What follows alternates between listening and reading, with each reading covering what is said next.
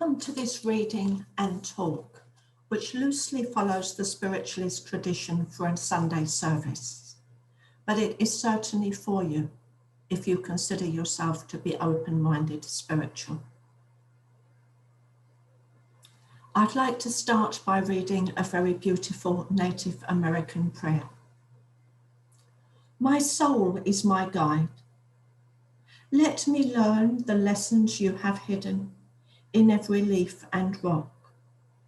I seek strength, not to be greater than my brother, but to fight my greatest enemy, myself. Make me always ready to come to you with clean hands and straight eyes. So when the life fades, as the fading sunset, my spirit may come to you without shame.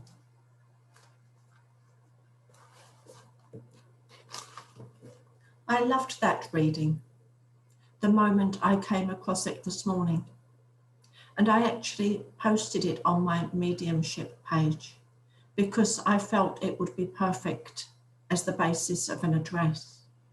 And then I thought strongly, well, why not just do the address and put it on YouTube along with the reading?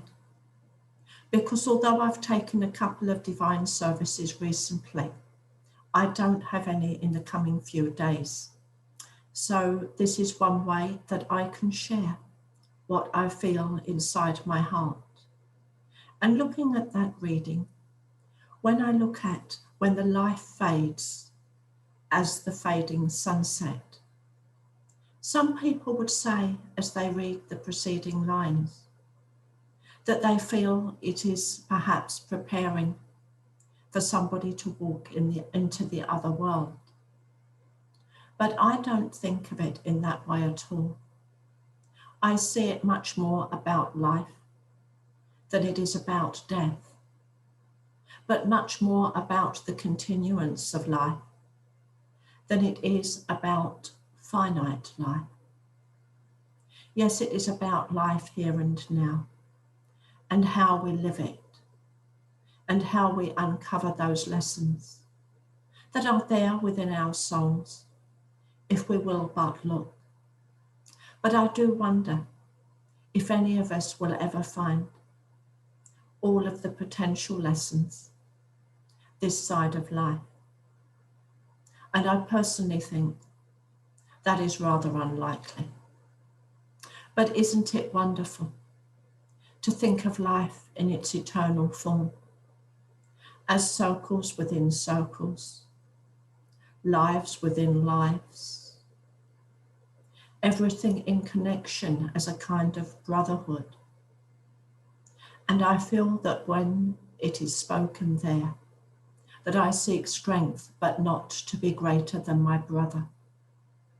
This is what we are talking about, the brotherhood of humanity, but far, far more than that. The brotherhood of all that is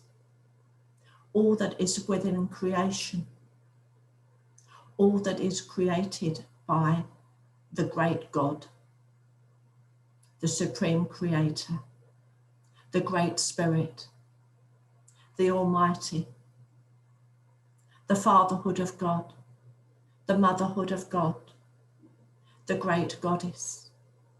However you feel your creator best speaks to you, I hope I have used the name that is closest to your heart. For names are but labels, but they are labels for each one of us that are meaningful, that speak to us, that speak to the soul within, the soul that carries those lessons, hidden beneath every leaf, every rock. And what about the soul that is within the granite and the rose, the soul that is within the leaf, the soul that is within all living things, that runs through every single grade of being in a cycle of life, that is never ending but always changing, always growing.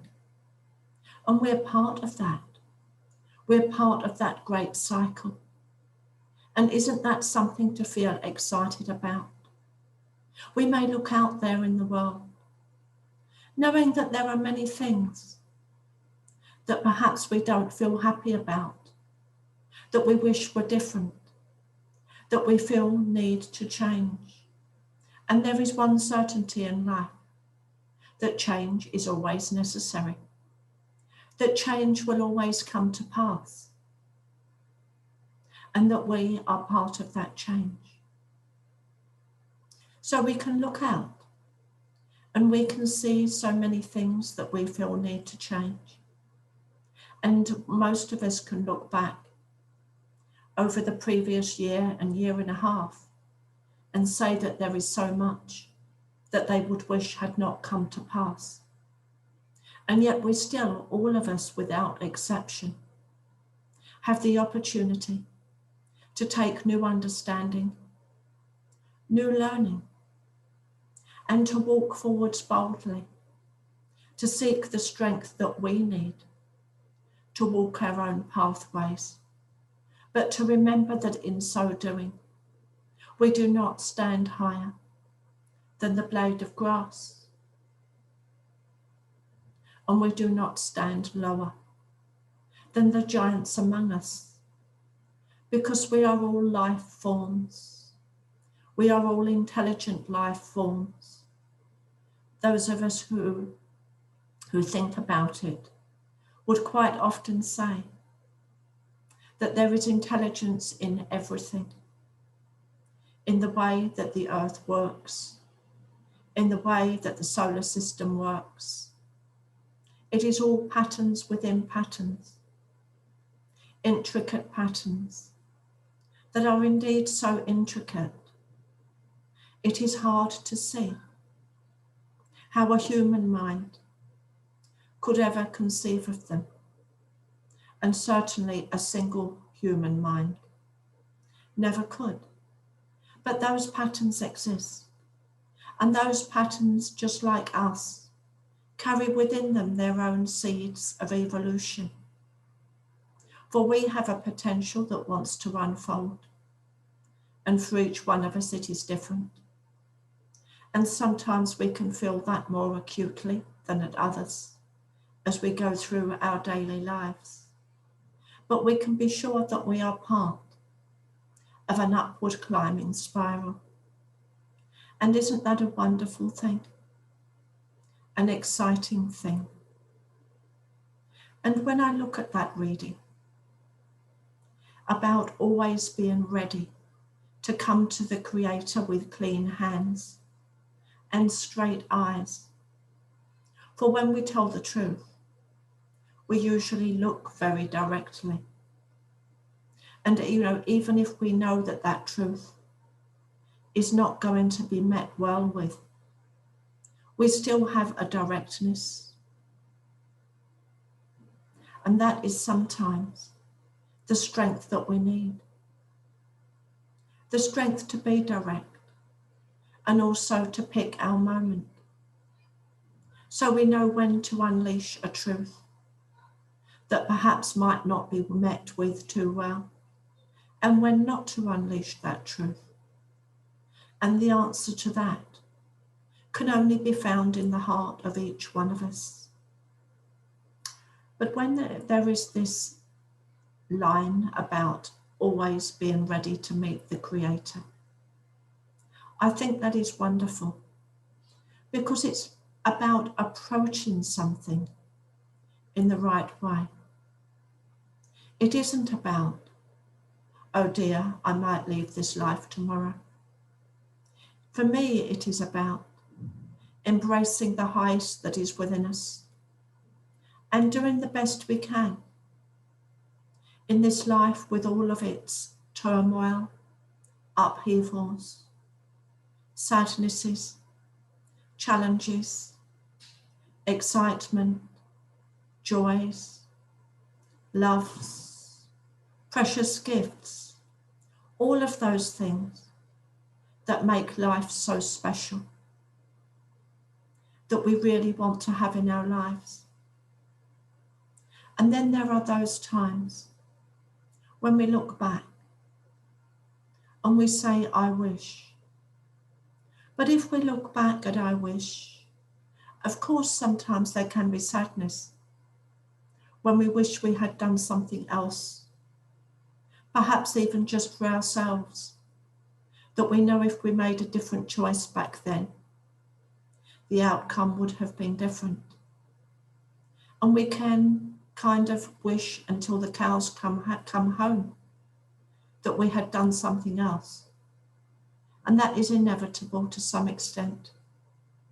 And it's also natural. But then we can look at it and say, what could I learn from that? How can I learn from that? And more importantly, how can I be ready for the next moment, the next minute, the next hour, the next episode? And how can we make the wisest choices for us? And surely to do that, we have to look at those times when we would say we didn't do so well, and also our hopes, wishes and dreams, and the strengths that we can take from those moments that we did live well, and also the strengths that we can take from the inspiration of the kind of words, that prayer that I read here today, or other words that are important to us, because it doesn't matter what tradition people are from, spiritually, or in terms of religion. There will always be inspiring words, inspiring texts. And the important thing is to make the words live, because words and their meaning can only have true meaning and true value when we make them live, because otherwise they are just pretty words on paper. And we've all got a different idea of the words we want to take to heart. But in taking them to heart, then we make those words live. We literally breathe into them the breath of life. And as we do that, and as those words, or a picture, or a metaphor, or a scene out in nature inspires us, so the breath of life is breathed into us in a fuller way. And we can breathe more fully, and we can breathe differently, and we can raise our sights in ways that are right for us. And we can feel at the end of each day those things that we did, those things that we felt, those things that we hoped for, that make us feel that we lived that day well. And yes, of course, we're human beings with human failings. And there will be times in each and every day when we might wonder if we could have done something differently. And the answer is, of course, we could. But the question sometimes is, would that thing have made much difference in a way that really matters? Or is it something that matters only for us? Is it between us and our own soul? In which case, it is still of equal importance. But it's different. It's like uncovering the secret, the lesson that is learned, hidden behind the leaf or the rock. And we all know what it is like to pick up a rock and look underneath and maybe see the creatures that are crawling there, or the impression that that rock has left in the ground, on whether the underside of that rock is exactly as we thought it would be. Because the underside of that rock will be rather like an iceberg, the iceberg that floats beneath the surface, the shape of which we cannot see. And we cannot see the shape of the rock that nestles within the earth. It might go down deep, creating a deep hollow. Or it might just rest there, leaving very little of an indentation, if at all. And what about the leaf? We all know the English saying, to turn over a new leaf, or at least those from the United Kingdom do. But I think this one is pretty universal, in the English-speaking world at least. To turn over a new leaf, to start something new. And then we talk about the pages of a book, and those pages we sometimes refer to as the leaves of a book. Now, isn't that wonderful? We can turn over a new leaf in life. We can write a new page in our lives. And in so doing, we are beginning a new chapter. We are beginning a new episode, approaching something with freshness, with new commitment. And to come back to the prayer I read, yes, the assistance of God, the support of the Creator is being sought. But at the same time, commitment is being given. It isn't like writing a shopping list to God. The commitment is being given to be part of the things that are asked, to exhibit the qualities that are being augmented, to express the intentions and embody the intentions that are expressed within each line of that beautiful poem. And the final words, without shame. Isn't that so relevant with the lives that we live today? Aren't we always, in so many ways, being urged to think we should be doing more? In some way we are not enough. And we all know the great secret, that none of us will ever be all we could be. We are just people doing the best that we can do, with good intentions.